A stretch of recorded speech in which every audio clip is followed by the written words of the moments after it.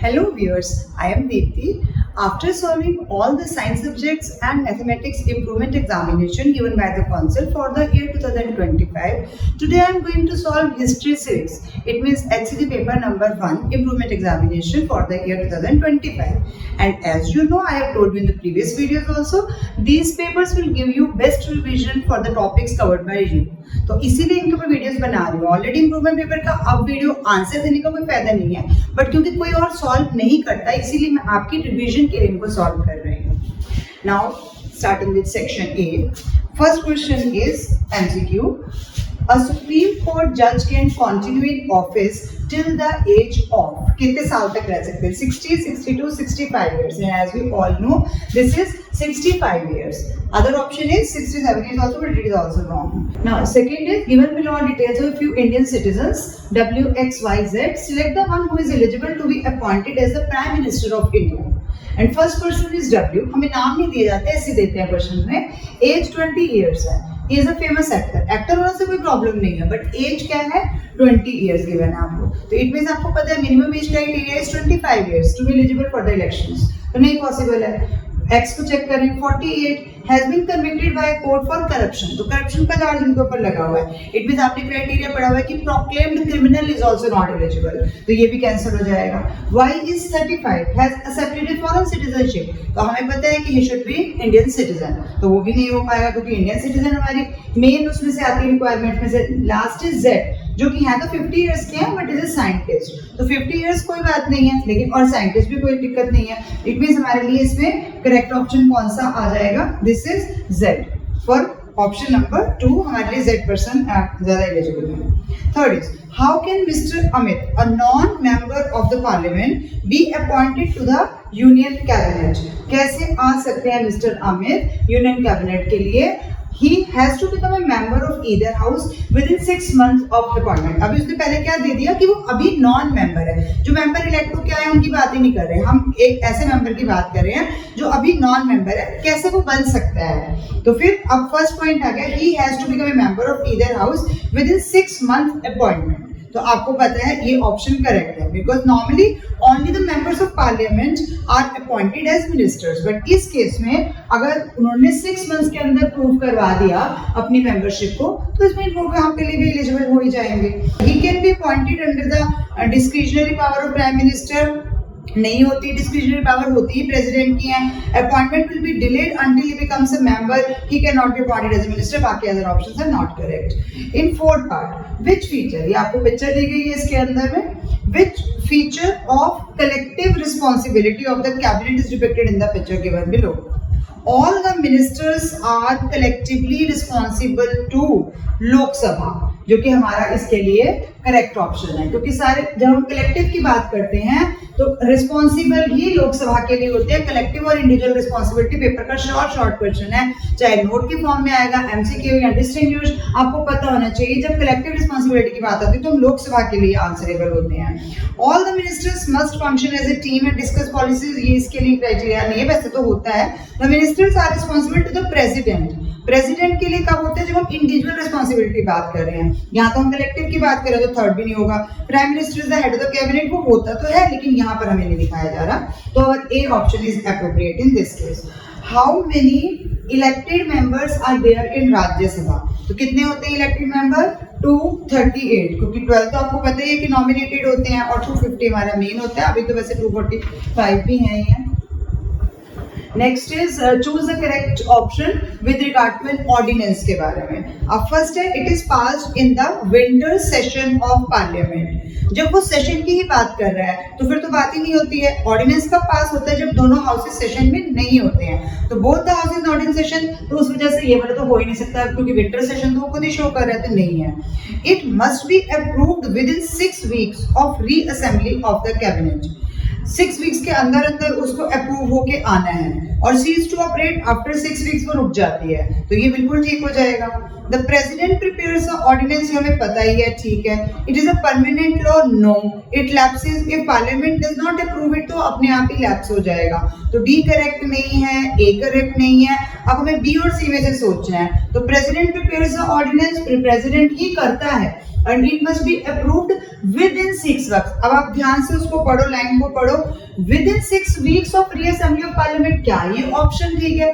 ज्यादा student 6 weeks को देख के कर चुके होंगे इसके ऊपर, ठीक, लेकिन अब आप ध्यान से पढ़ोगे तो it operate, cease to operate after 6 weeks, ना कि 6 weeks के बाद अप्रूव हो जाती है, तो फिर बी ऑप्शन भी करेक्ट नहीं है. तो करेक्ट ऑप्शन इज सी. आपको बी को ध्यान से पढ़ना पड़ेगा. अप्रूव्ड नहीं है, सीज है. 7th, read the statement given below and select the option. ये वाला आ रहा है आपके पास. The correct relationship between A and R. Assertion है the Congress accepted the Mountbatten plan and reason है the only alternative partition was a federation with a weak center. तो ये आपको पता ही है. R is the reason for it, क्योंकि यही रीजन दिया गया था इस प्लान को एक्सेप्ट करने के लिए, माउंटबेटन प्लान को, क्योंकि उस समय और कोई हमारे पास ऑल्टरनेटिव था ही नहीं पार्टीशन के अलावा. Now identify the leader. This you can easily identify. बाल गंगाधर तिलक की पिक्चर आपको दिखाई गई है. लाल बाल पाल आपको पता है, हमें पेपर में भी बहुत बार क्वेश्चंस आते हैं यहाँ से. 9th is Anita wants to do a project on the Governor General who introduced the subsidiary alliance. तो किसने किया था? Who among the following will she choose? तो किसने किया था subsidiary alliance का? Lord Wellesley. क्या था इसके अंदर? Without actually annexing the states come under British control. तो ये Lord Wellesley की पॉलिसी थी subsidiary alliance. 10th is from the given description of the Cold War, choose the odd one out. Concept ठीक नहीं है. It was a consequence of the Second World War. Cold War उसी का result था, ठीक है. Uneasy peace between the two countries, ठीक है. Division of war into two power blocks, वो भी करेक्ट है. Two countries joined hands to fight Britain and France. तो particularly इसके अंदर मेंशन है, तो ये D ऑप्शन जो है वो हमारे लिए odd one out हो जाएगा. 11th is which repressive policy of Lord Lytton is this picture associated with? Newspaper है और न्यूज़पेपर को बोलने नहीं दिया जा रहा है, तो उस पे बैन लगा दिया है. तो कौन सा हो सकता है? ये एक्ट है वर्नेकुलर प्रेस एक्ट, आपको पता ही है. which forbade vernacular papers. Vernacular papers होते हैं जो local language के papers होते हैं, to publish any material that might excite feelings of dissatisfaction against the British government. बाकी arms act, removal of import duties, ये other options में दिए तो गए हैं. Next is 12th part. Which of the following countries suffered due to the atom bomb during World War II? तो आपको पता ही है कौन सी कंट्री थी जिसपे atom bomb Hiroshima Nagasaki took place थी. Country Japan. Option B is correct. In 13th part, which of the following statement about the composition of General Assembly is not true? It means other three are true. Now first is all countries are members. तो ये statement थोड़ी सी confusing है, but फिर भी all members of United Nation are members of General Assembly. तो फिर भी हम इस स्टेटमेंट को करेक्ट मान सकते हैं. Decisions are made by voting of the majority members. वो भी आपको पता है 2/3 मेजॉरिटी यानी कि मेजॉरिटी ही मानी जाती है, उससे होते हैं. Each state has 5 representatives but has 1 vote. This is also true. Permanent members have the veto power. अब permanent members किसके बारे में बात करते हैं हम? सिक्योरिटी काउंसिल के परमानेंट मेंबर्स के पास वीटो यानी कि नेगेटिव पावर होती है ना कहने की किसी डिसीजन को. बट यहाँ पर ये वाली स्टेटमेंट जनरल असेंबली के लिए पूछी गई है.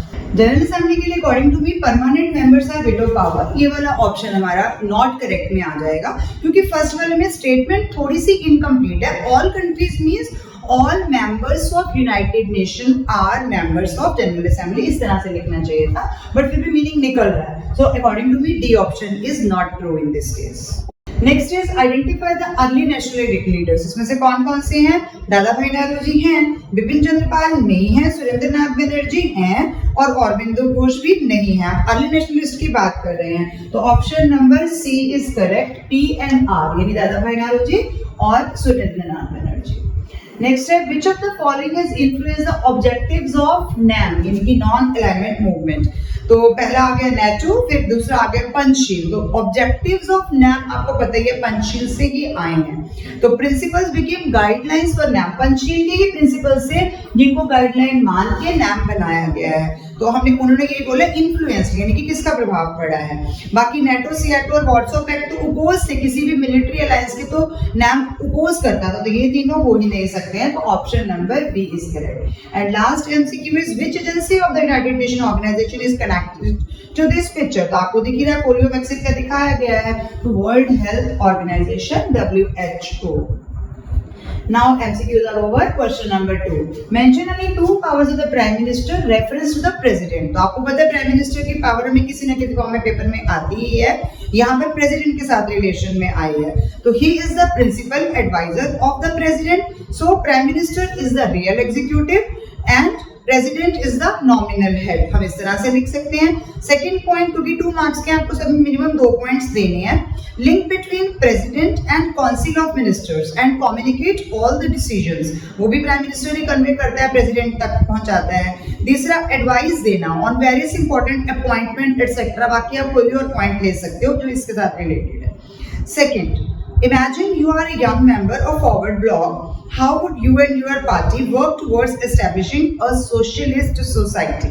तो ये बुक में तीनों पॉइंट्स आराम से आए हुए हैं. By reorganising agriculture and industry on socialist lines, पहला पॉइंट हो जाएगा. Second is abolition of zamindari system.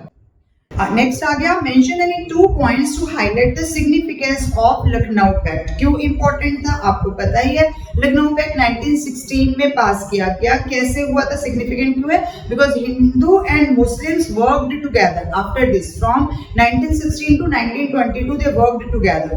तो ये उनके लिए एक पॉजिटिव पॉइंट था.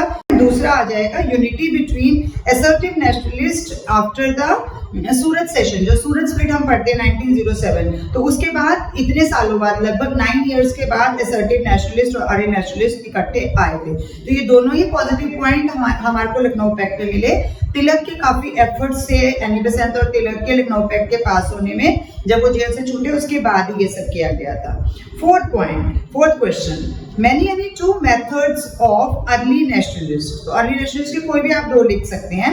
Relied on constitutional and peaceful methods, avoided violence and confrontation, use of 3 P's, petition, prayer and protest. Answer जितना to the point होंगे बट पॉइंट्स में होंगे उतने आपको appropriately मार्क्स मिलेंगे.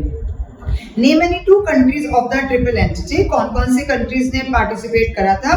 तो इसमें Russia, England and France and later Japan also entered this triple entity. तो हमें उनके पहले के नाम से लिखना है. तो we will write only Russia, England and France. Now next 6th question is, name any 2 objectives of NAM. तो objectives of NAM में to oppose colonialism, imperialism and racial discrimination, to encourage friendly relations among countries, to eliminate all those causes which could lead to war. कोई 2 आप लिख सकते हैं. 7th है, in India the Supreme Court can exercise advisory jurisdiction under Article 143 of the Constitution. कई बार आपको articles paper में पूछ सकते हैं, तो आपने ये आर्टिकल, जैसे आर्टिकल 143 में एडवाइजरी जुरिस्डिक्शन आता है, तो you should know the number of this article also. With regard to the president, these opinions are purely advisory. तो under the jurisdiction and power of Supreme Court, advisory jurisdiction is important because Supreme Court express its opinion in 2 classes of matter. क्योंकि उसे 2 point mention any 2 points about the Supreme Court that can deduce from the passage. तो हमने लिख दिया in 2 classes of matter. कौन से? If the president considered that question is of public importance, और second आ जाएगा disputes arising out of pre-constitution treaties and agreements, but such opinion is advisory and not binding to the government. मतलब government को जरूरी नहीं है कि उसको मान ही लेना, क्योंकि एडवाइस क्या होती है, जैसे पेरेंट्स हमें एडवाइस करते हैं, हम मानते हैं या नहीं मानते हैं, वैसे तो such opinion is advisory and not binding on the government. With this, I conclude part 1 of history paper. Hope you like the answers given by me. Thank you for watching till the end. Keep watching, sharing and subscribe to my channel. But if you want me to make other answers of this paper, then tell me in the comment section. Thank you.